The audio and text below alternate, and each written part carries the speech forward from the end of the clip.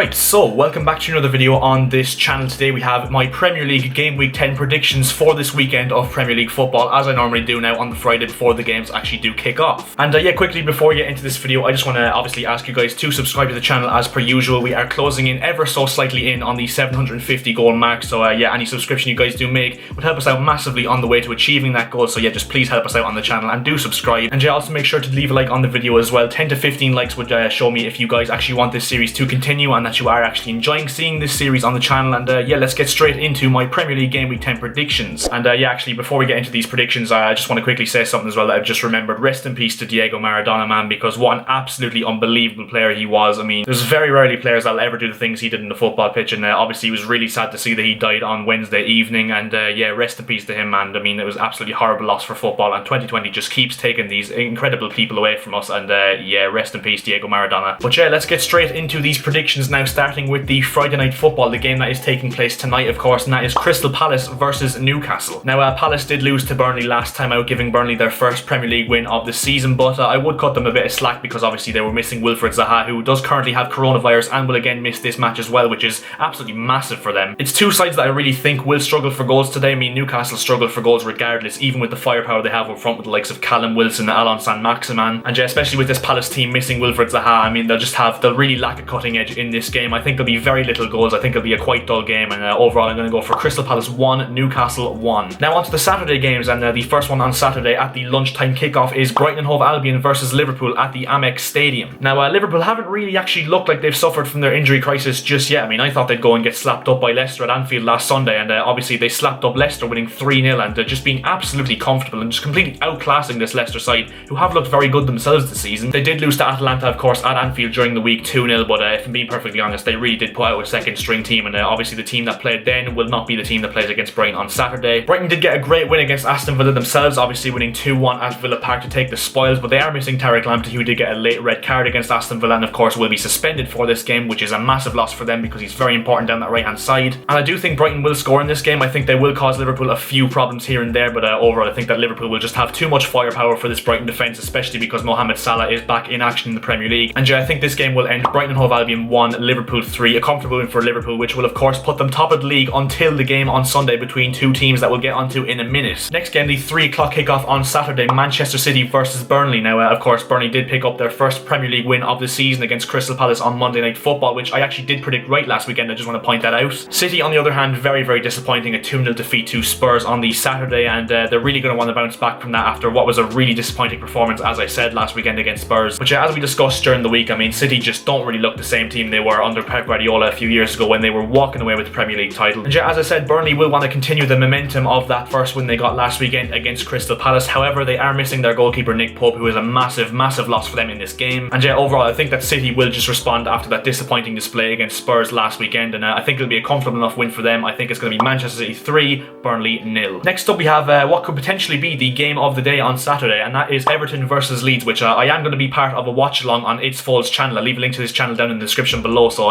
make sure to go and subscribe to him and check me out on the watch along for that game. It's going to be very good. And yeah, last weekend Everton did just about scrape past Fulham at Craven Cottage in a 3-2 win. They didn't really look convincing, especially towards the end of the game when Fulham actually did cause some fight for them. And on the other hand, Leeds absolutely dominated Arsenal and still managed to come away with a 0-0 draw and not even scoring a goal from like 25 shots or something like that. I'm still absolutely bewildered how that game ended scoreless. Everton on the other hand, missing both their fullbacks, Lucas Digne and Seamus Coleman, both ruled out through injury, so yeah, that's going to be a massive blow for them. I think this is going to be a really, really good game if I'm honest. I mean, two teams that are just very, very good at going forward. And yeah, overall I think Everton are very strong, but I think my gut feeling is that Leeds will actually win this game, and that is why, surprisingly maybe to some people, I have gone for Everton 2, Leeds United 3 in this game. But yeah, I think it'll be a very close game. I think it'll be a very good game, but I think Leeds will just about nick it. Next up we have the Saturday night football, and that is West Bromwich Albion versus Sheffield United. Now, not a great game if you look at it on paper, but this game has a lot more than meets the eye because it is a massive, massive game at the basement of the Premier League. And after Burnley picked up a victory last weekend against Crystal Palace, both these sides are the only sides left in the Premier League yet to pick up 3 points in the Premier League this season. So yeah, whoever wins this will be absolutely delighted with themselves. And on the flip side, whoever loses will be in absolutely massive trouble when it comes to the Premier League relegation battle. So there's a lot on the line for this game, more than people actually think. But yeah, if you do look at West Brom, I mean, I just don't think they've clicked quite enough in attack yet with likes of, you know, Caroline Grant, Grady Angana and Mateus Pereira. And on the flip side, Sheffield United have been really, really unlucky not to pick up a win so far this season. season, I'm not going to lie, because they're only losing games marginally, and they actually are playing relatively well this season so far. And yeah, I think Sheffield United will just be able to grind out this victory at the Hawthorns, and that is why I'm going to go for West Bromwich Albion 0, Sheffield United 2, a massive 3 points for Sheffield United to get them off the mark. Now on to the next game, and that is at St Mary's between Southampton and Manchester United. Now I'm not going to lie, Man United are a really big mixed bag this season. I mean, on one hand they can go out and be absolutely blistering like we saw against Istanbul during the week. Then on the flip side they can just be really unconvincing like we saw at West Brom last weekend. I mean, I know they won in the end, but as I said earlier on in the video, a few VAR calls are mainly the reason why they actually won that game. On the flip side, Southampton are actually doing really well without Danny Ings, and actually managing to cope without his, goal scoring excellence that they're missing since he's injured. And to be honest, for this one, I think it is a very close game to call, because I think both sides really do have a chance in this game, and I think it just really depends what United team actually shows up. But yeah, I just think Southampton are just too strong, and I think they're a very good team, and I think Hasenhüttl has done an absolutely brilliant job there, and I think they'll just about nick this one. I'm going to go for Southampton 2, Manchester United 1. Now, on to the game of the weekend, and that is my club Chelsea versus Tottenham at Stamford Bridge. An absolutely huge game in terms of the title race. Both teams, of course, are on major form. I mean, it's two sides that are, clicking at both ends of the pitch, and overall two sides that are very much improved from last season. I think whoever wins this will put their title credentials right on the table, and I think it will send a very resounding message to the rest of the Premier League that they have arrived. Now, Chelsea do have key players back like the likes of Kai Havertz, Thiago Silva, and on the flip side, Tottenham are missing Toby Alderweireld, I think, so that's going to be a massive miss for them in defence. I think it is going to be an extremely close game, and overall, I wouldn't be surprised whatsoever if we did see a draw on Sunday evening, but overall, I'm going to back my boys Chelsea, and I'm going to go for Chelsea 2, Tottenham 1, which would be an absolutely huge win for Chelsea, and yeah, I'm going to be doing a live match reaction to that video on my channel, so stay tuned for that. And straight after that game, we do have a game at the Emirates between Arsenal and Wolves. Now, Arsenal are in absolute tatters at the moment. I mean, they've been absolutely horrendous over the last few weeks since they bet United before the international break. They're still missing Thomas Partey through injury as well, which is obviously a massive win for them because he's an absolute machine in midfield. But on the flip side, I think, in my opinion, Wolves have been a bit meh this season. I mean, they've not scored a lot, but they haven't conceded a lot at the same time, which is obviously positive. But I think Wolves are well capable of pulling off a win, especially against this Arsenal team that are in absolute chaos at the moment, if I'm being perfectly honest. Conor Coady, of course, was missing last weekend against Southampton in that game where they drew 1-1, and I think Conor Coady's absence in this game, or his presence I should say, is a real crucial part in my prediction here. Assuming Conor Coady does play, I think that Wolves will just manage to get a point from this game at least, but it wouldn't surprise me whatsoever if Arsenal did get a win here. But overall, I'm going to go for Arsenal 1, Wolves 1 at the Emirates. Now, the second last game, we move on to Monday Night Football, and that is Leicester City versus Fulham at the King Power Stadium. Now, if I'm being perfectly honest, Leicester got absolutely outclassed by Liverpool last weekend, who were, of course, absolutely staggered with injuries. And on the flip side, Fulham actually showed quite a good amount of character last weekend to nearly come back against an Everton team who are very strong. I mean, they only lost 3-2, and in the end actually played quite well. And that's what I said about Fulham last weekend. I think they're quite an underrated side in the Premier League, and obviously they're down at the bottom for a reason. But I think if they showed what they showed against Everton at spells last weekend, I think they could have a very good chance at surviving by the skins of their teeth. And even though Leicester have a lot of quality, even despite all the injuries they have, I mean, they're still missing the likes of Ndidi, Pereira, Soyuncu, etc. I just have a sneaking suspicion that Fulham will just about get a point from this game, and that is why I've gone for Leicester City 1, Fulham 1, which of course will probably surprise a lot of you guys. But yeah, I just have that gut feeling once again that Fulham won't lose this game, and I think they will just about pox a result here at the King Power Stadium, and yeah, that's why I've gone for a draw in this one. West Ham United versus Aston Villa, the derby of the Clarets. Now, West Ham are doing very well at grinding out points at the moment, especially without their main striker in Mikel Antonio, and I mean, as I said last weekend, I think everybody thought they'd be down around at the bottom of the table right now, but credit to them, they're actually doing very well at the moment. Aston Villa were halted by Brighton last weekend, but I think that main thing was because Ross Barkley was missing through injury, and I think he could be back this weekend, but I just don't think they'll really risk it, so I wouldn't be surprised if he comes off the bench late on. And both of these sides have very good defensive records this season. I think they're actually two of the most defensively sound sides this season so far, which is surprising in one sense, but overall I think that Aston Villa without Ross Barkley, they won't have the same,